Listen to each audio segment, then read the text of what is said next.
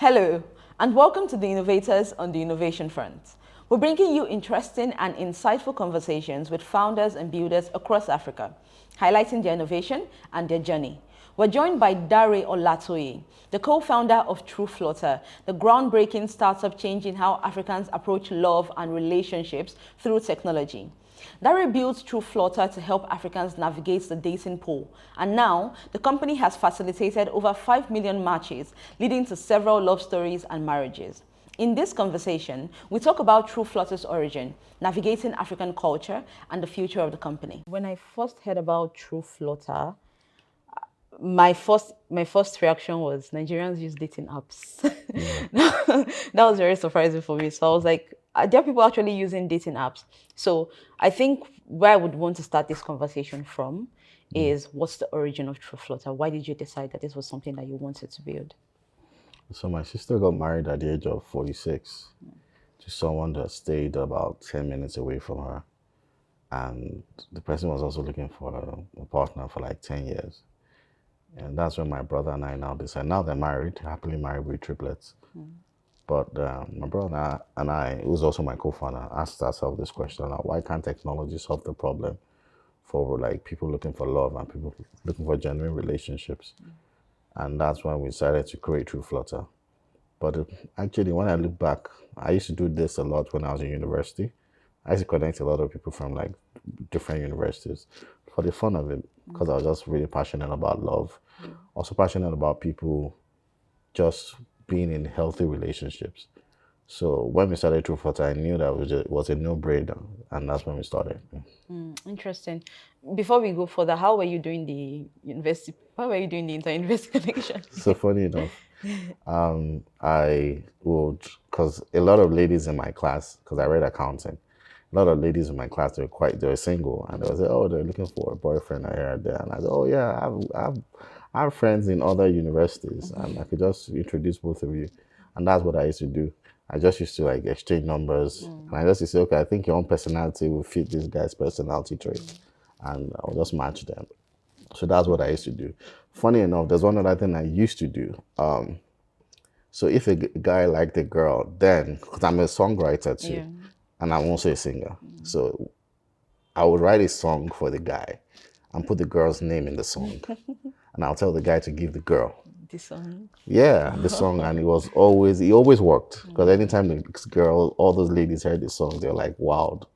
And it made the connections better. So I used to help facilitate connections using music or using different ways to connect people. Okay, and then you decided to scale it through technology. Oh yeah. So how did you, at that beginning stage, I want to know the point at which you started it and then you decided, oh, this is actually something that can scale. Like, what was that early stage like? Early adoption, because I don't know if a lot of people are like me or like people are using dating apps, because that's something that you see in American movies with Oh yeah. Tinder and stuff. Oh So yeah. what was that early stage like? So the early stage was quite different. You know, we had this idea. We knew that, okay, we're passionate about this. But you know, when it comes to business, you need to be able to test the market to see if people would adopt what you're doing. So we started with speed dating events, Okay, interesting. and we started with Lagos date nights. We used to have the program in Lekki, and we used to have over 200 people pay for the events, speed dating events. And that's when we told ourselves that if people could actually pay for speed dating events to come and look for a spouse, then people should be able to use dating apps to pay subscriptions to be on dating apps. So we started with speed dating events, but also because we did a lot of research on how Tinder, Facebook, and other dating apps out there in the Western region, how they grew their platforms, and they grew with communities, they grew with schools. And said, okay, if we do want to go through the school route, we should also build our own community. And that's when we had like WhatsApp groups where we had a lot of people waiting for the launch. And we used to have speed dating events just to let people know that we're building a dating app, and hopefully you guys can come on board if you don't meet anybody at our speed dating events. Interesting. And people were paying at this early stage. People were paying, Interesting. and people were paying a lot of money, Wow. as much as 50,000 naira to come for our events. Wow. And now they pay for the apps. Oh yeah, they do. Of course they do. They do. Okay, Yeah. so I know that you position yourself as a dating app for Africans. Oh yeah. So what's that difference like? I mean, you said at that early stage you were looking at other dating apps like Tinder, or, Oh yeah, those ones sure. that the Americans use. But what is specific when you say, oh, we're a dating app for Africans? Because there's some what's that context like? What's the African context? So for me, I feel that every dating app has its brand positioning. Tinder has its different brand positioning. Bumble, its brand position is women make the first move. Hinge has a different brand positioning. But we're all dating apps. But for us, when we wanted to build Trueflutter, we wanted to build something for Africans. I wanted to build something different. And if we notice one thing about dating apps around the world, niche dating apps actually do well, do better than just regular dating apps. People have tried to build dating apps in the past and have failed. So it's niche dating apps that actually work. And that's why we said, okay, do you know what? We're Africans, we're Nigerians, let's build something for our community. Because most of these dating apps abroad, they're built with dating apps with their own with their community in mind. But when we wanted to build our own dating app, we said, okay, let us build it with our own community in mind, build it for Africans on the continent and in the diaspora. And this is one thing that a lot of people, do you know, a lot of people go as far as flying down to Nigeria just because they're looking for a spouse. That's how difficult it is to find a spouse abroad. So we just said, well, let's build a dating app for Africans around the world, not only in Nigeria, not only in Africa, but for Africans around the world that are looking for spouses. Okay.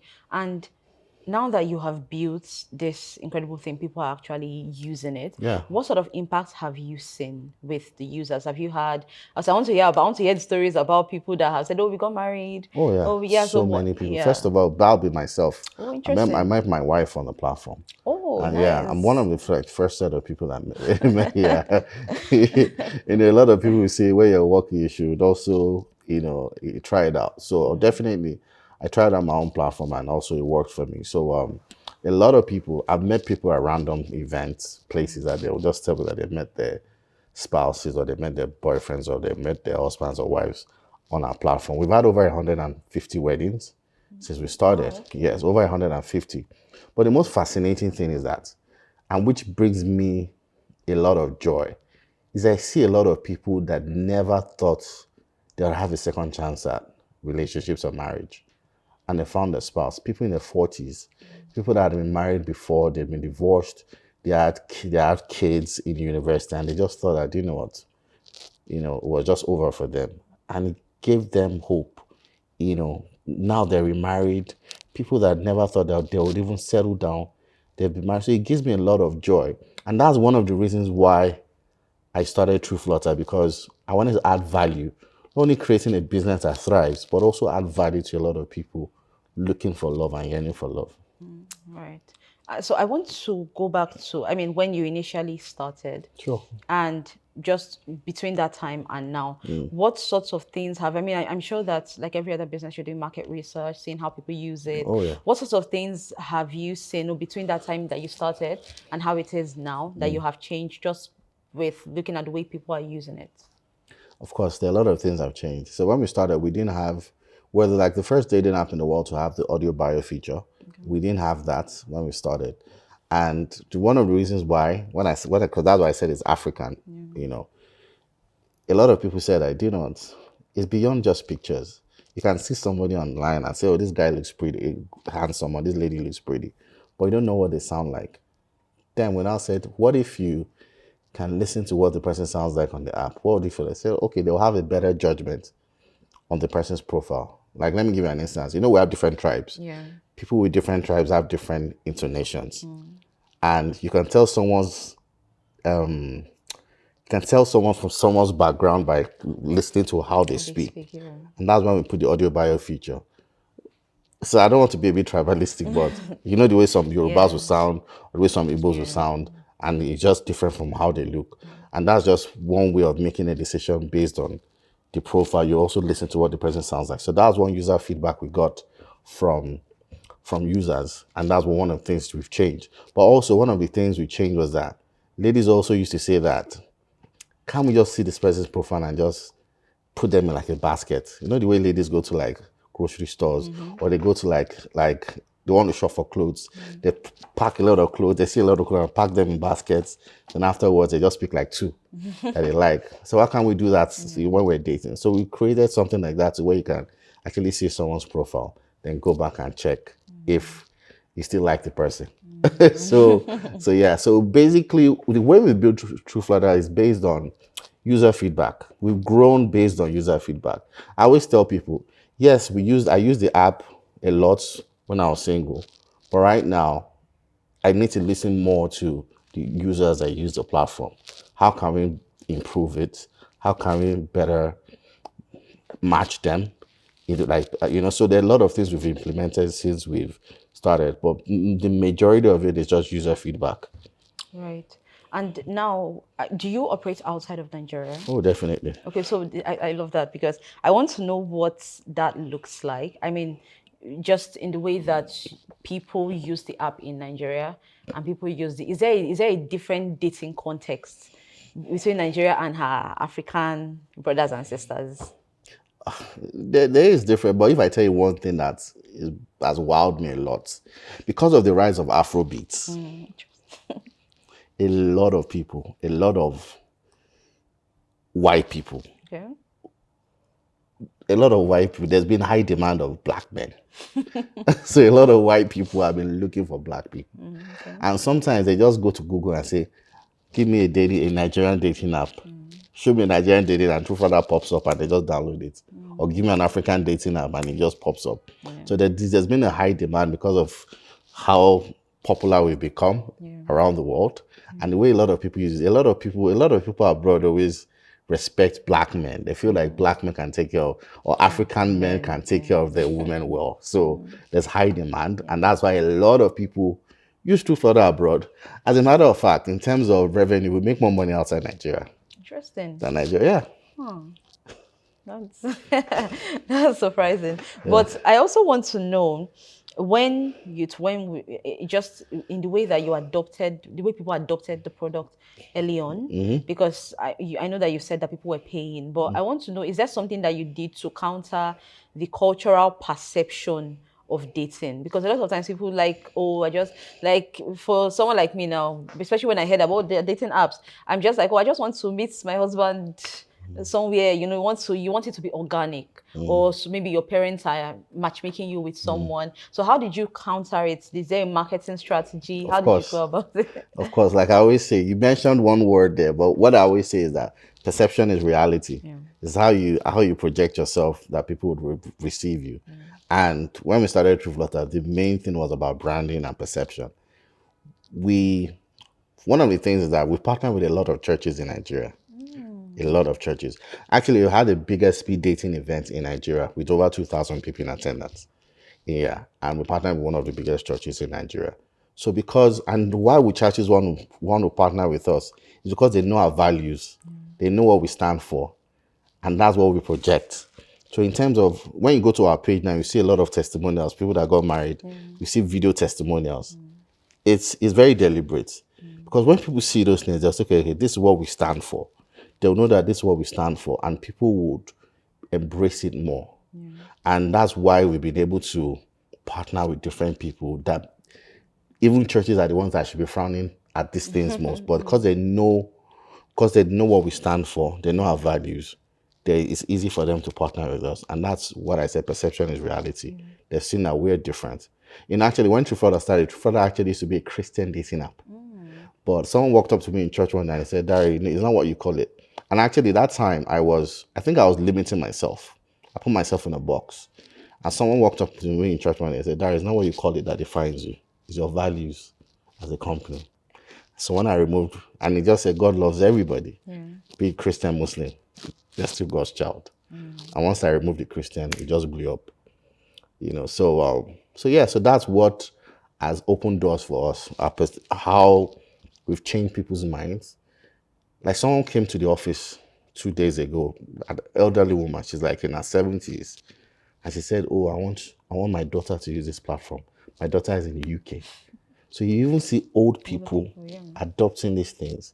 Because if you look at back in the days, there was a lot of matchmaking going on.